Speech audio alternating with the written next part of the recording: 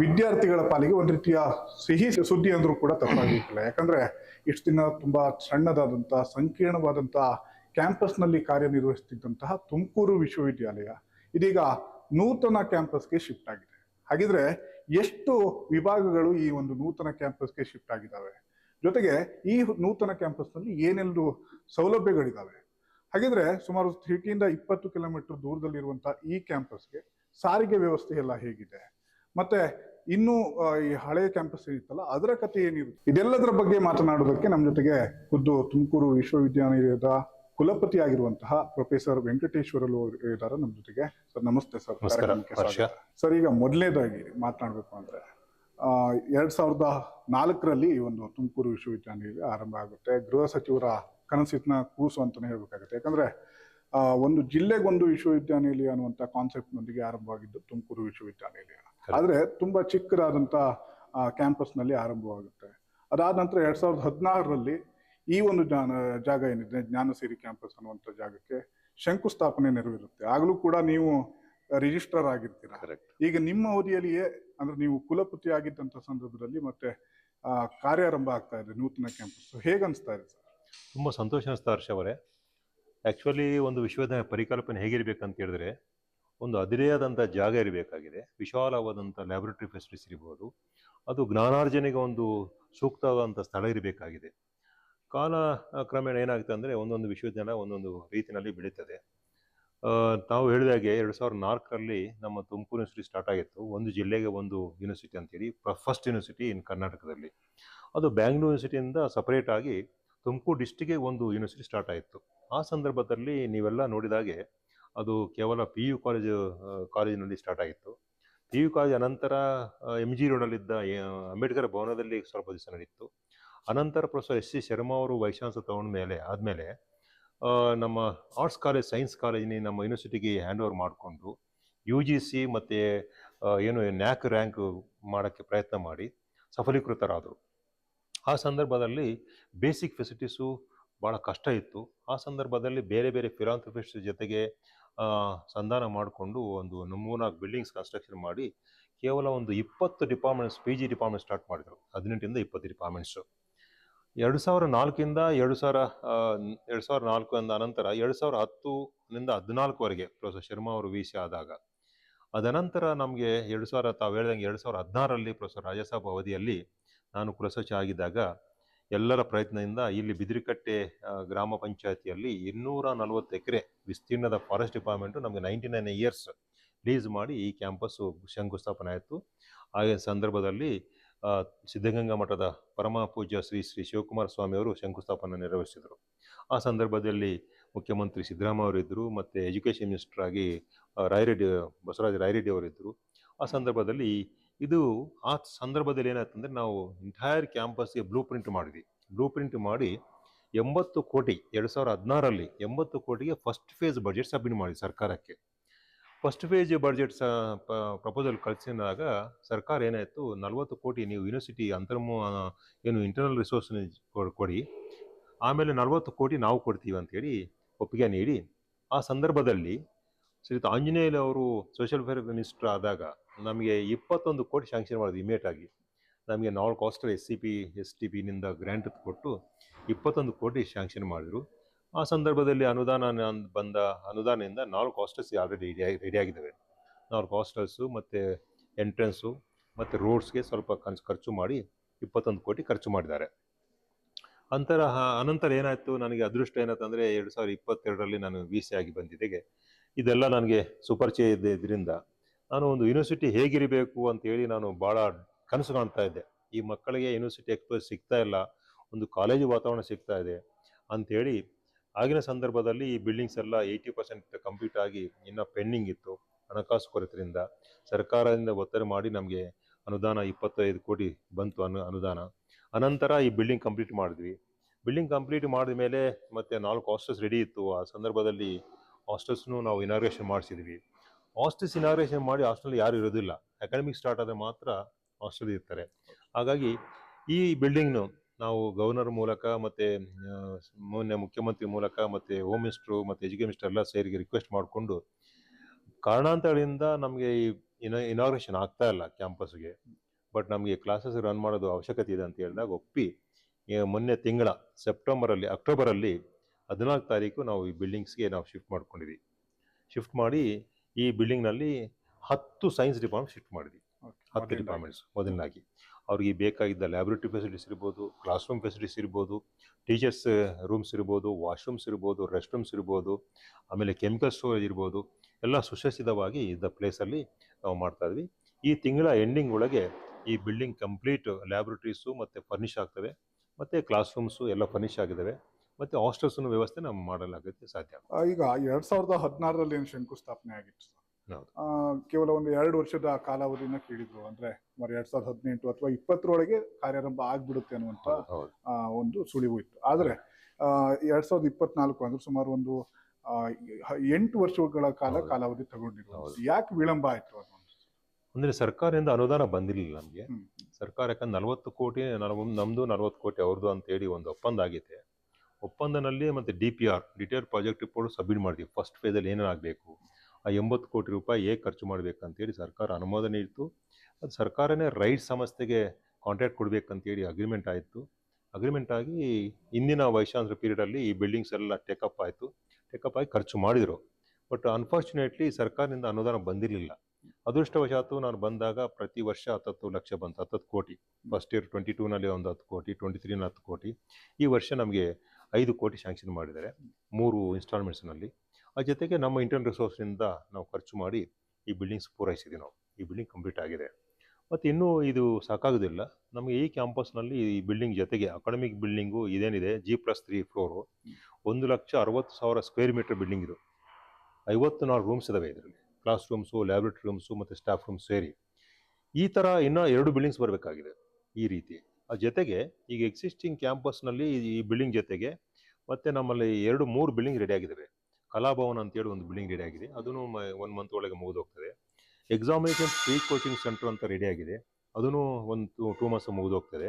ಆ ಜೊತೆಗೆ science building, science centre, Karnataka science and technology ವತಿಯಿಂದ ನಮಗೆ ಅನುದಾನ ಬಂದಿತ್ತು 3,80,00,000. ಅದರಲ್ಲಿ ಸೈನ್ಸ್ ಎಕ್ಸಿಬಿಷನ್ ಸೆಂಟರ್ ಸ್ಕೂಲ್ ಮಕ್ಕಳಿಗೆ, ಕಾಲೇಜ್ ಮಕ್ಕಳಿಗೆ ಅದು ರೆಡಿ ಆಗಿದೆ. ಅದರಲ್ಲಿ ಕಂಪ್ಲೀಟ್ ಆಗಿ ಇನ್ಸ್ಟಾಲೇಷನ್ ಎಲ್ಲ ಆಗಿದ್ದಾವೆ. ಫಂಕ್ಷನಿಂಗ್ ಸ್ಟಾರ್ಟ್ ಆಗಬೇಕಂದ್ರೆ ಕ್ಯಾಂಪಸ್ ಇನಾಗ್ರೇಷನ್ ಟೈಮಲ್ಲಿ ನಾವು ಫಂಕ್ಷನಿಂಗ್ ಸ್ಟಾರ್ಟ್ ಮಾಡ್ತೀವಿ. ಆ ಜೊತೆಗೆ ಸೆಕೆಂಡ್ ಫೇಸ್ನಲ್ಲಿ 5.2 ಕೋಟಿ ಅನುದಾನ ನಮಗೆ ಬರೋದಿದೆ ಸೈನ್ಸ್ ಆ್ಯಂಡ್ ಟೆಕ್ನಾಲಜಿಯಿಂದ.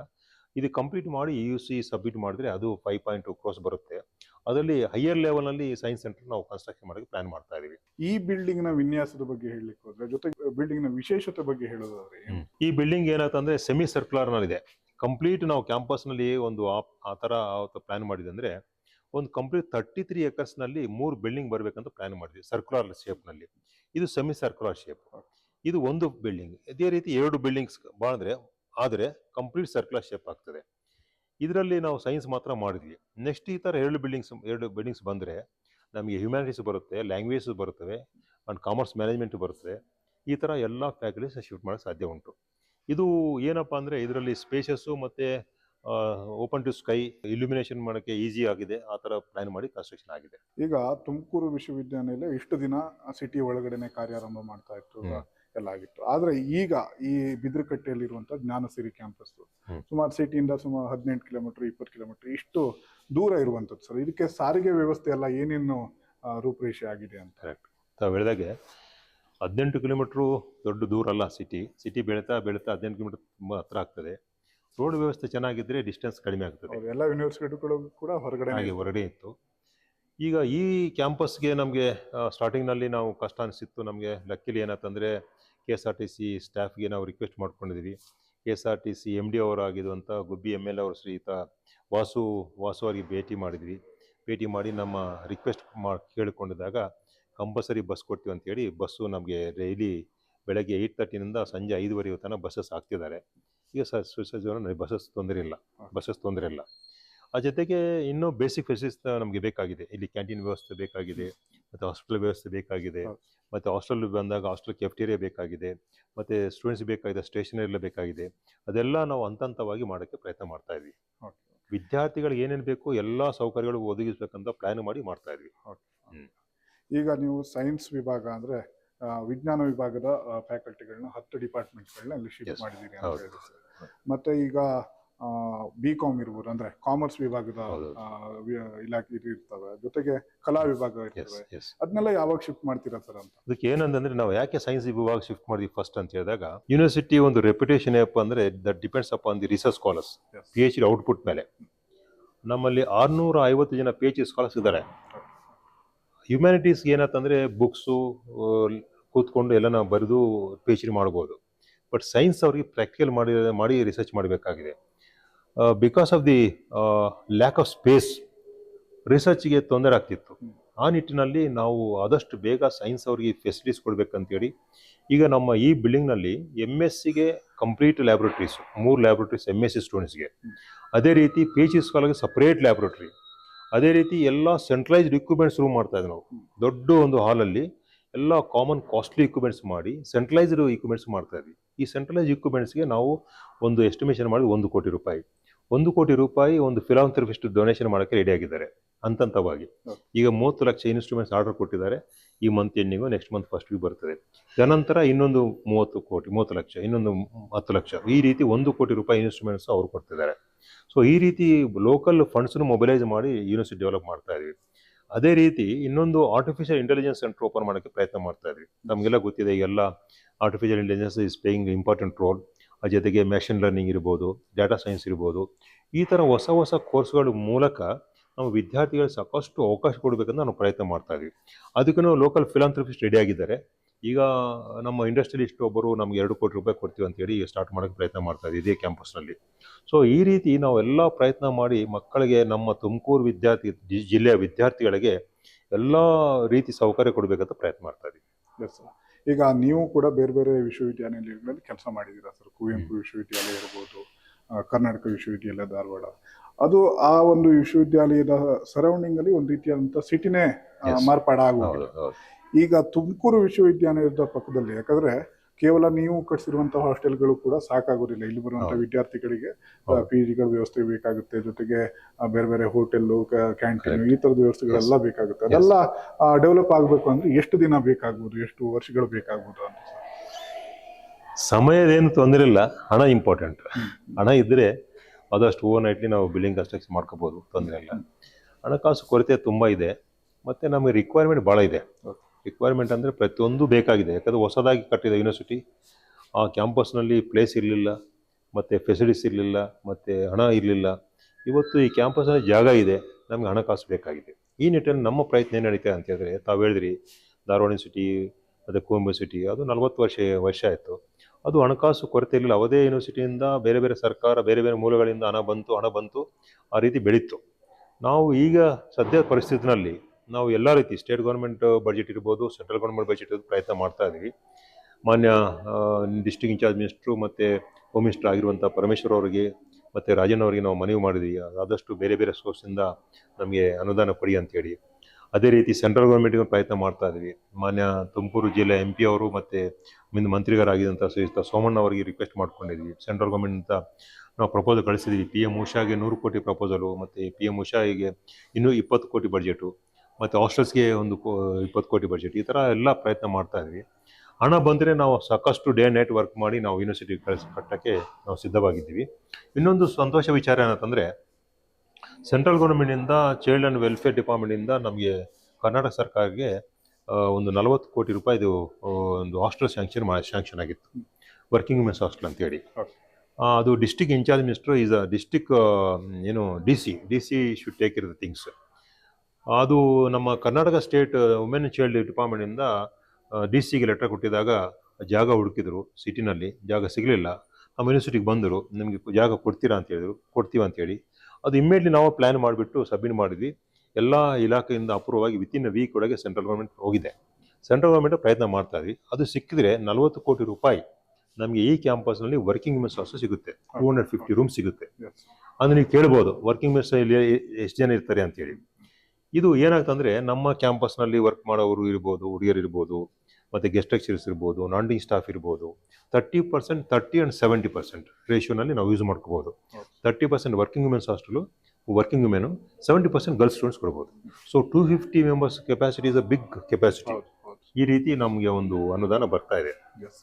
ಈಗ ನೂತನ ಕ್ಯಾಂಪಸ್ ಅಲ್ಲಿ ಒಂದು ಪೊಲೀಸ್ ಔಟ್ ಪೋಸ್ಟ್ ಬೇಕಾಗುತ್ತೆ, ನೀವು ಹೇಳ್ದಂಗೆ ಒಂದು ಹಾಸ್ಪಿಟಲ್ ಕೂಡ ಬೇಕಾಗುತ್ತೆ. ಅದಕ್ಕೆಲ್ಲ ನೀವು ಈಗಾಗಲೇ ತಯಾರಿ ನಡೆಸಿದ್ದೀರಾ? ಈಗಾಗಲೇ ನಾವು ಎಲ್ಲರಿಗೆ ಇಲಾಖೆಗೆ ಬರೆದಿವಿ. ಪೊಲೀಸ್ ಔಟ್ ಪೋಸ್ಟ್ಗೆ ಬರ್ದಿಲ್ಲ, ಈಗ ಇಮಿಡಿಯೇಟ್ಲಿ ಎವ್ರಿ ಡೇ ಪೆಟ್ರೋಲಿಂಗ್ ಮಾಡ್ಬೇಕಂತ ಹೇಳಿದ್ವಿ.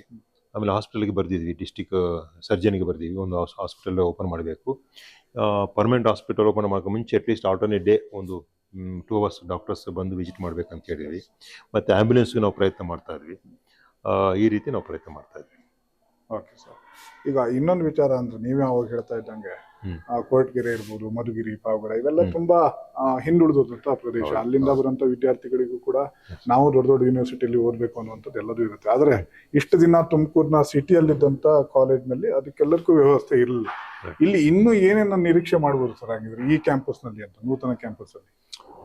ಸದ್ಯಕ್ಕೆ ಇನಿಷಿಯಲ್ ಸ್ಟೇಜ್ನಲ್ಲಿ ನಮಗೆ ಆ ಕ್ಯಾಂಪಸ್ಗಿಂತ ಒಳ್ಳೆ ವ್ಯವಸ್ಥೆ ಇಲ್ಲಿದೆ. ನಿಮಗೆ ಬಸ್ ಫೆಸಿಲಿಟೀಸ್ ಆಗುತ್ತೆ, ಹಾಸ್ಟೆಲ್ ಫೆಸಿಲಿಟೀಸ್ ಆಗುತ್ತೆ, ಆಮೇಲೆ ನಿಮಗೆ ಲ್ಯಾಬ್ರೇಟರಿ ಫೆಸಿಲಿಟೀಸ್ ಆಗುತ್ತೆ, ರಿಸರ್ಚ್ ಎನ್ವೈರ್ಮೆಂಟ್ ಇದೆ, ಮತ್ತು ಒಳ್ಳೆಯ ಒಂದು ಎನ್ವೈರ್ಮೆಂಟ್ ಕ್ರಿಯೇಟ್ ಮಾಡ್ತಾ ಇದ್ವಿ. ಹೇಗೆ ಅಂದರೆ, ಒಳ್ಳೆ ಪರಿಸರ ಅಂದರೆ, ಒಳ್ಳೆ ಪರಿಸರ, ಒಂದು ಕಂಜಿನಿಯಲ್ ಎನ್ವೈರ್ಮೆಂಟ್. ಹೇಗೆ ಅಂದರೆ, ಈಗ ನಾವು ಸಾಕಷ್ಟು ಪ್ಲಾಂಟೇಶನ್ ಮಾಡ್ತಾ ಇದ್ವಿ. ಮೊನ್ನೆ ಅಫ್ಕೋರ್ಸ್ ನಿಮ್ಗೆ ಗೊತ್ತಿದ್ದಾಗೆ ಮಾನ್ಸೂನ್ ಬೇಗ ಸ್ಟಾರ್ಟ್ ಆಯಿತು, 1 ತಿಂಗಳ. ಅದು ನಾವು ತುಂಬ ಚೆನ್ನಾಗಿ ಯೂಸ್ ಮಾಡ್ಕೊಂಡಿದ್ವಿ. ನಾವು ಪ್ಲಾಂಟೇಶನ್ ಸ್ಟಾರ್ಟ್ ಮಾಡಿದ್ವಿ. ವಿಪ್ರೋ ಸಮಸ್ಯೆ ಜೊತೆಗೆ ನಾವು ಇನ್ವಾಲ್ವ್ ಮಾಡ್ಕೊಂಡಿದ್ವಿ. ವಿಪ್ರೋ ಅವರು ನಮ್ಮ ಯೂನಿವರ್ಸಿಟಿನ 5 ವರ್ಷ ಲೀಸ್ ತೊಗೊಂಡಿದ್ದಾರೆ, ಅಗ್ರಿಮೆಂಟ್ ಅಡಾಪ್ಟ್ ತೊಗೊಂಡಿದ್ದಾರೆ. ಅದರಲ್ಲಿ 5 ವರ್ಷದಲ್ಲಿ ಲೋಕಲ್ ಜಾತಿ ಸ್ಪೀಸೀಸು ಎಲ್ಲ ಗಿಡಗಳು ನೆಟ್ಟಕ್ಕೆ ಅವರೇ ಸ್ಪೆಂಡ್ ಮಾಡ್ತಾರೆ, ಅವರೇ ಬೆಳೆಸ್ತಾರೆ, ನೋಡ್ತಾರೆ, ಮೇಂಟೆನೆನ್ಸ್ ಆಗಲ್ಲ ಅವ್ರದ್ದು. 1 ರೂಪಾಯಿ ನಮ್ಗೆ ಖರ್ಚಿಲ್ಲ. ನಾವು ಲೊಕೇಶನ್ ತೋರಿಸಿದ್ವಿ. 161 ವೆರೈಟಿ ಲೋಕಲ್ ಸ್ಪೀಸೀಸ್ ಸೆಲೆಕ್ಟ್ ಮಾಡಿಬಿಟ್ಟು ಯಾವ ಗಿಡ ಎಲ್ಲೆಲ್ಲಿ ಆಗಬೇಕು ಅಂತೇಳಿ ಸೆಲೆಕ್ಟ್ ಮಾಡಿ ಅವರೇ ಪ್ಲ್ಯಾನ್ ಮಾಡ್ತಿದ್ದಾರೆ. ಸೊ 5 ವರ್ಷದಲ್ಲಿ ಈ ಒಂದು ಕನಿಷ್ಠ ಅಂದರೆ 5,000 ಗಿಡಗಳು ಬರ್ತವೆ. 5,000 ಗಿಡಗಳು ಎಷ್ಟು 5 ವರ್ಷದ ಚೆನ್ನಾಗಾಗ್ತದೆ ಒಂದು. ಮತ್ತು ನಾವು ಯೂನಿವರ್ಸಿಟಿ ತರಫಿನಿಂದ ಸಾಕಷ್ಟು ವಿದ್ಯಾರ್ಥಿಗಳನ್ನ ಯೂಸ್ ಮಾಡಿಕೊಂಡು NSS ಕ್ಯಾಂಪ್ ಹಾಕಿ ಈಗಾಗಲೇ 750 ಗಿಡ ಹಾಕಿದ್ವಿ ನಾವು. ಮತ್ತು ಬೇರೆ ಬೇರೆ ಫಿಲಾಂಥ್ರಫಿಸ್ಟು, ರೋಟರಿ ಕ್ಲಬ್ ಇರ್ಬೋದು, ಇನ್ನೋವೇಟಿವ್ ಕ್ಲಬ್ಸ್ ಇರ್ಬೋದು, ಸಾಕಷ್ಟು ಜನ ಲೋಕಲ್ ಪೀಪಲು ನಮಗೆ ಗಿಡ ಹಾಕೋಕ್ಕೆ ಸಪೋರ್ಟ್ ಮಾಡ್ತಿದ್ದಾರೆ. ಫಾರೆಸ್ಟ್ ಡಿಪಾರ್ಟ್ಮೆಂಟು ಒಂದು ವರ್ಷ ಒಳಗೆ ನಾವು ಕನಿಷ್ಠ ಅಂದರೆ ಒಂದು 5,000ರಿಂದ 6,000 ಗಿಡ ಹಾಕ್ತೀವಿ ಪ್ರತಿ ವರ್ಷ. ಸೊ 2 ವರ್ಷದಲ್ಲಿ 10,000 ಗಿಡ ಬರ್ತದೆ. ಸೊ ಇದು ಒಂದು ಒಳ್ಳೆ ಗ್ರೀನರಿ ಎನ್ವೈರ್ಮೆಂಟು. ಮತ್ತು ಸೈಂಟಿಫಿಕ್ ಆಗಿ ನಾವು ಡೆವಲಪ್ ಮಾಡ್ತಾ ಇದ್ವಿ. ಬೊಟಾನಿಕಲ್ ಗಾರ್ಡನು ಮತ್ತು ಮೆಡಿಸಿನಲ್ ಗಾರ್ಡನ್ಸು ತುಂಬ ಸೈಂಟಿಫಿಕ್ ಆಗಿ ಡೆವಲಪ್ ಮಾಡ್ತಾ ಇದ್ವಿ. ಆ ಜೊತೆಗೆ ಇನ್ನೊಂದು ವಿಚಾರ ನಿಮಗೆ ಪಬ್ಲಿಕ್ಗೆ ಹೇಳ್ಬೋದು ನೀವು, ಇಲ್ಲಿ 240 ಎಕರೆ ನಾವು ಮ್ಯಾಕ್ಸಿಮಮ್ ಯುಟಿಲೈಸೇಷನ್ ಮಾಡಬೇಕಾಗಿದೆ.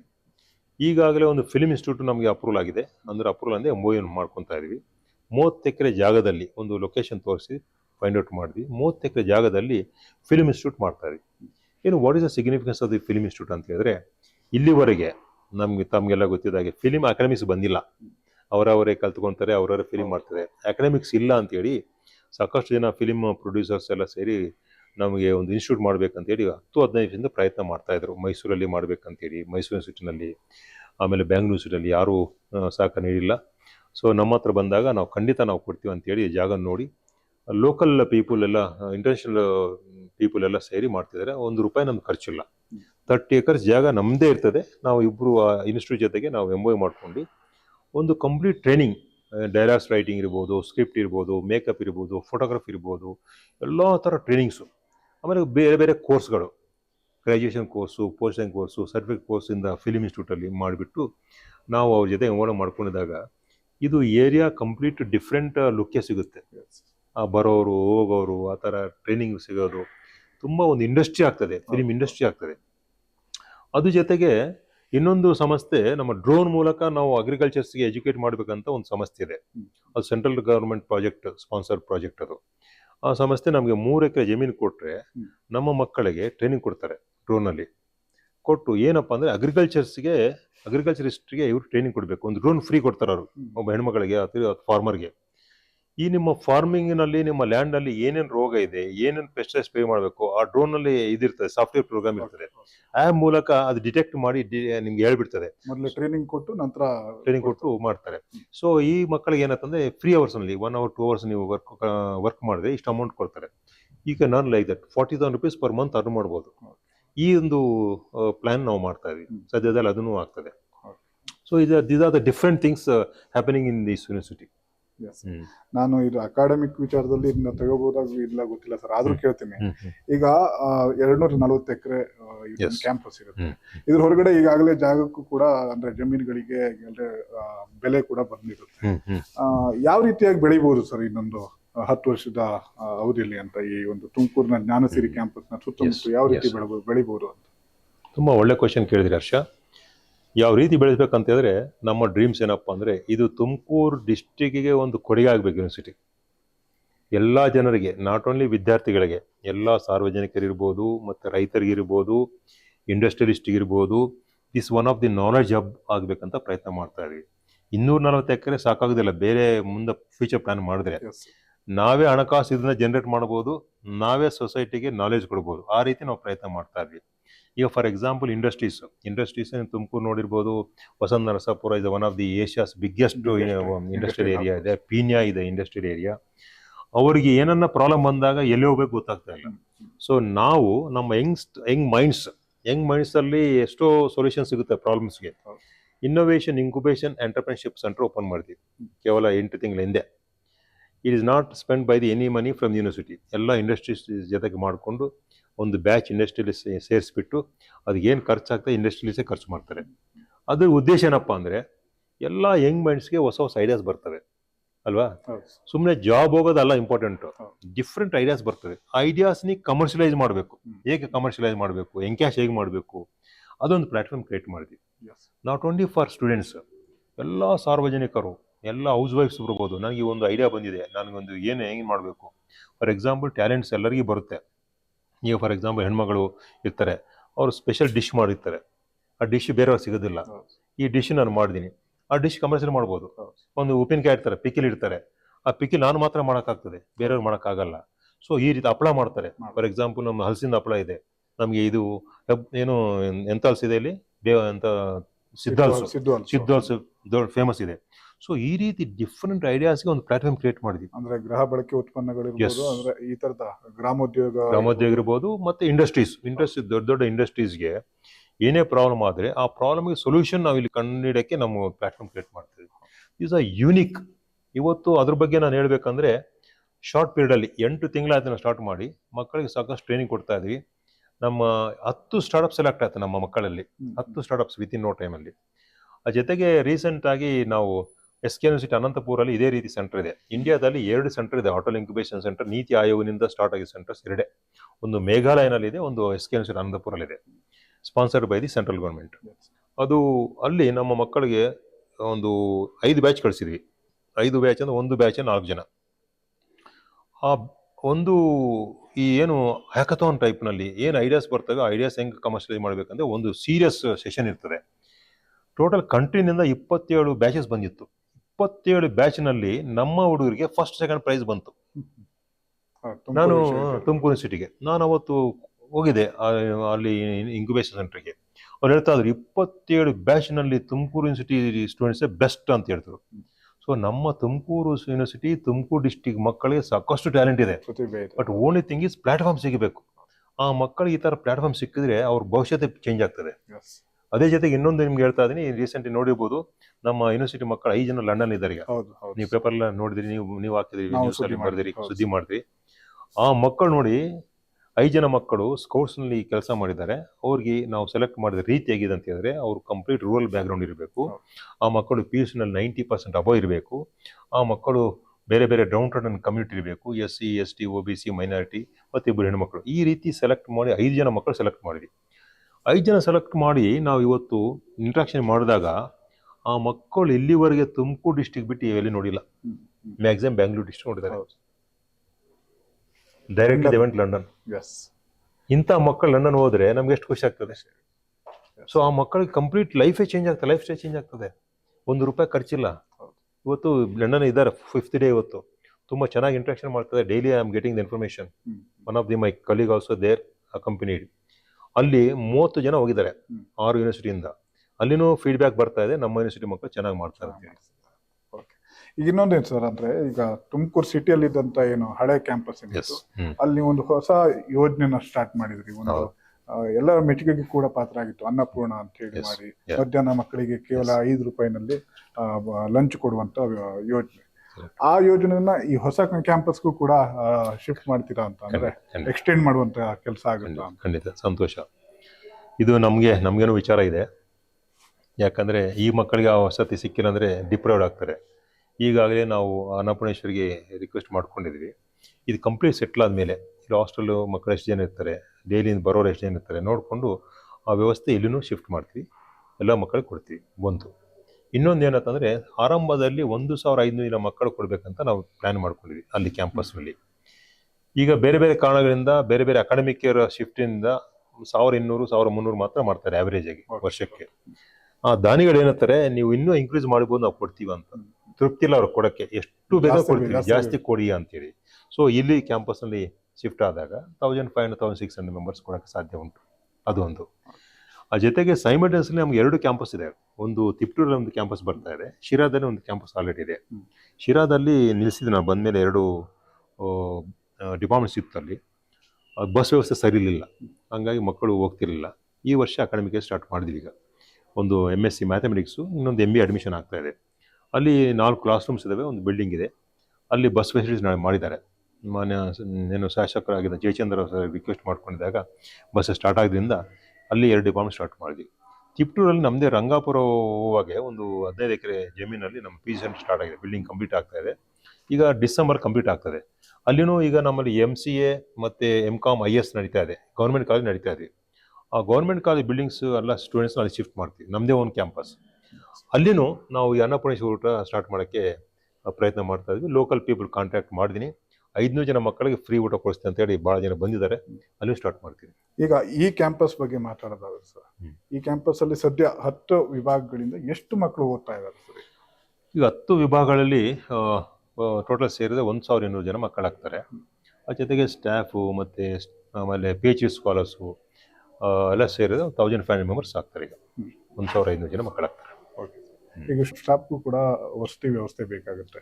ಸ್ಟಾಫ್ಗೆ ಸದ್ಯಕ್ಕೆ ವಸತಿ ವ್ಯವಸ್ಥೆ ಕೊಡೋಕ್ಕಾಗಲ್ಲ, ಯಾಕಂದರೆ ಸಿಟಿಯಿಂದ ಬರ್ಬೋದು, ಅವರು ಓನ್ ವೆಹಿಕಲ್ಸು ಬಸ್ಸಸ್ ವ್ಯವಸ್ಥೆ ಮಾಡ್ಬೋದು. ಮಕ್ಕಳಿಗೆ ಅಂದ್ರೆ ಕಷ್ಟ ಆಗ್ತದೆ, ಹಣಕಾಸು ಕಷ್ಟ. ಪೂರ್ಣ ಪ್ರಮಾಣದಲ್ಲಿ ಈ ಕಡೆ ಶಿಫ್ಟ್ ಆಯ್ತು ಅಂದ್ರೆ ಅವಾಗ ಬೇಕಾಗುತ್ತೆ ಪ್ಲಾನ್ಸ್ ಇದಾವೆ. ಈಗ staff quarters, vice chancellors quarters, registrar quarters ಅಂತಂದು ಮಾಡಬೇಕಾಗ್ತದೆ. ಹಣದ ಅನುಕೂಲ ನೋಡಿಕೊಂಡು ಡೆವಲಪ್ ಮಾಡಬೇಕಲ್ಲ. ನಾನು ಅದನ್ನೇ ಕೇಳಬೇಕು ಅಂತಿದ್ದೆ, ಏನಂದ್ರೆ VC ಬಂಗ್ಲೋ ಅಂತ ಹೇಳಿ, ಅದು ಒಂದು ಯೂನಿವರ್ಸಿಟಿ ಅಂದ್ರೆ ಅದಕ್ಕೆ VC ಬಂಗ್ಲೋ ಒಂಥರ ಕಳಶಪ್ರಾಯ ಆಗಿರುತ್ತೆ.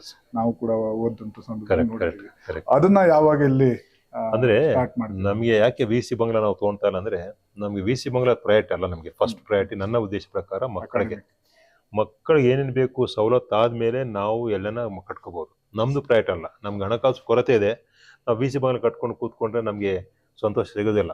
ಹಂಗಾಗಿ ನಾವು ಈಗ ಆಲ್ರೆಡಿ ಬಾಡಿಗೆ ಮನೆ ಇದ್ದೀವಿ, ನೋಡಿದ್ರಿ. ಅದು ನನಗೆ ಪ್ರಯಾರಿಟಿ ಇಲ್ಲ. ಮಕ್ಕಳಿಗೆ ಏನು ಬೇಕು ಅದು ಫಸ್ಟ್ ಪ್ರಯಾರಿಟಿ ಬೇಕು. ಮಕ್ಕಳಿಗೆ, ಸ್ಟಾಫ್ಗೆ, ಅದ ನಂತರ ಕ್ವಾರ್ಟರ್ಸ್ ಕನ್ಸ್ಟ್ರಕ್ಷನ್ ಮಾಡ್ಬೋದು. ಯಾಕಂದ್ರೆ ಸರ್ಕಾರ ನಮ್ಗೆ ಕಾರ್ ಕೊಟ್ಟಿದೆ, ಎಷ್ಟು ದೂರದ ಕಾರಲ್ಲಿ ಬರ್ತೀವಿ. ಮಕ್ಕಳಿಗೆ ಆ ಥರ ಫೆಸಿಲಿಟೀಸ್ ಇಲ್ಲ.